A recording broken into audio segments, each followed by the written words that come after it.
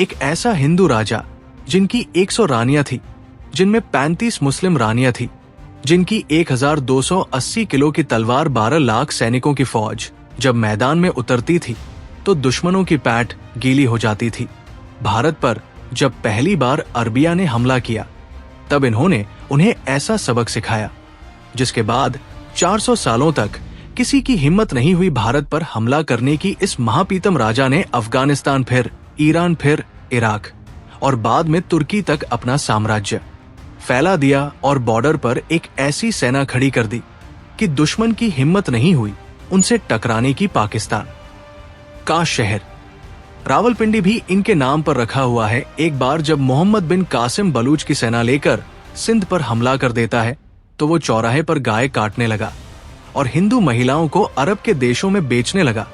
जब ये बात मेवाड़ तक पहुंची तब जो हमला मेवाड़ी सेना ने किया उसके डर से मोहम्मद बिन कासिम समुद्र के रास्ते अरब भगा गया। तो बैठ जाए दिल थाम कर, क्योंकि हम बात करने जा रहे हैं परम शूरवीर मेवाड़ के संस्थापक काल भोज यानी बप्पा रावल की। कहते हैं बप्पा रावल की हाइट 9 फीट थी और वो 35 हाथ की धोती 12 हाथ का दुपट्टा पहनते थे। कद और शरीर से इतने विशाल की दुश्मन सेना जब लड़ने आती थी तो उनके सेनापति का बप्पा रावल को देखते ही पसीना निकल जाता था। कल्पना कीजिए, एक 12 साल का बालक घने जंगलों में अकेला खड़ा है, चारों तरफ से घुड़सवार सैनिकों ने उसे घेर लिया है, हाथ में ना कोई ढाल ना कोई तलवार, लेकिन आंखों में वो ज्वाला जो किसी सम्राट के लिए ही बनी हो। ये कोई साधारण बालक नहीं था, ये था वो योद्धा जो आगे चलकर भारत का सबसे शक्तिशाली सम्राट बनने वाला था। बप्पा रावल 7113 ईस्वी मेवाड़ के भविष्य का नायक जन्म ले चुका था। काल भोज, जिन्हें बाद में बप्पा रावल के नाम से जाना गया, लेकिन ये जन्म किसी महल में नहीं बल्कि संघर्ष की गोद में हुआ था। उनके पिता की मृत्यु हो चुकी थी और उनकी माता उन्हें लेकर नागदा गांव में आप बसी। एक दिन जब 12 वर्षीय काल भोज जंगल में गाय चरा रहे थे तभी उनकी मुलाकात एक रहस्यमयी ऋषि से हुई। हरित राशि ये साधारण रश नहीं थे, ये वही रश थे जिनके आशीर्वाद से काल भोज का भाग्य बदलने वाला था। हरित रश ने इस बालक में कुछ देखा, कुछ ऐसा जो उन्हें सामान्य नहीं लगा। उन्होंने काल भोज को अपने आश्रम में ले जाकर युद्ध कल और रणनीति की शिक्षा दी, लेकिन ये शिक्षा सिर्फ शस्त्रों की नहीं थी, ये थी एक सम्राट बनने की। एक दिन जब काल भोज आश्रम की गाय चराने गए तभी उन पर अचानक हमला हो गया। राजा मान मोरे के सैनिकों ने उन्हें चारों तरफ से घेर लिया। कल्पना कीजिए, एक 12 साल का लड़का निहत था और सामने अनुभवी घुड़सवार सैनिक, लेकिन काल भोज ने डरने के बजाय अकेले ही उन सैनिकों से मुकाबला शुरू कर दिया। उनकी फुर्ती और वीरता देखकर सैनिक भी हतप्रभ रह गए।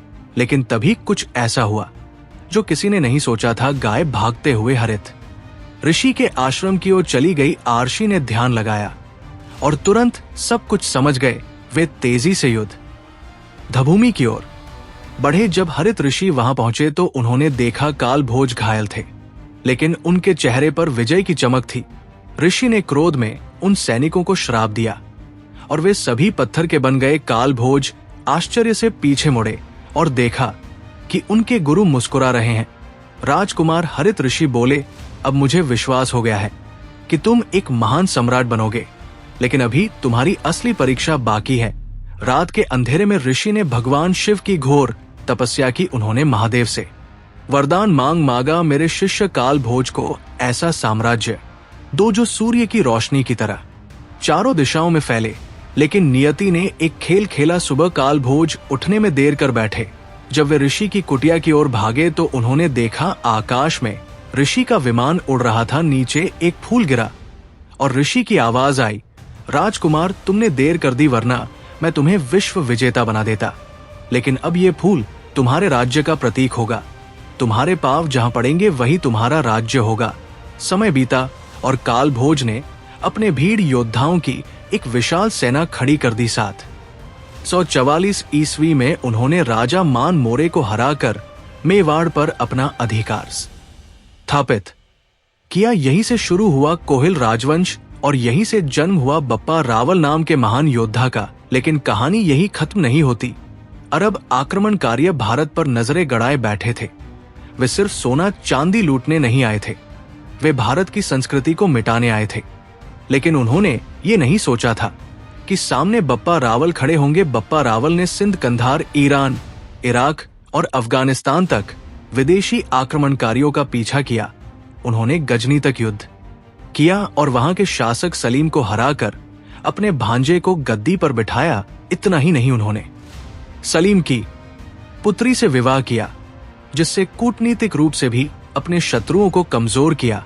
ये वो समय था जब भारत का झंडा अफगानिस्तान तक लहरा रहा था। बप्पा रावल की तलवार इतनी शक्तिशाली थी कि अगले 400 साल तक कोई भी विदेशी भारत पर हमला करने की हिम्मत नहीं कर सका। उन्होंने सिर्फ युद्ध नहीं लड़े, बल्कि कुएं, तालाब, बावड़िया, बनवाई व्यापार को बढ़ावा दिया और अपनी प्रजा को समृद्ध बनाया। महान योद्धा बप्पा रावल ने जब देखा कि अब भारत सुरक्षित है, तो उन्होंने अपना साम्राज्य अपने पुत्र खुमान को सौंप दिया और संन्यास ले लिया।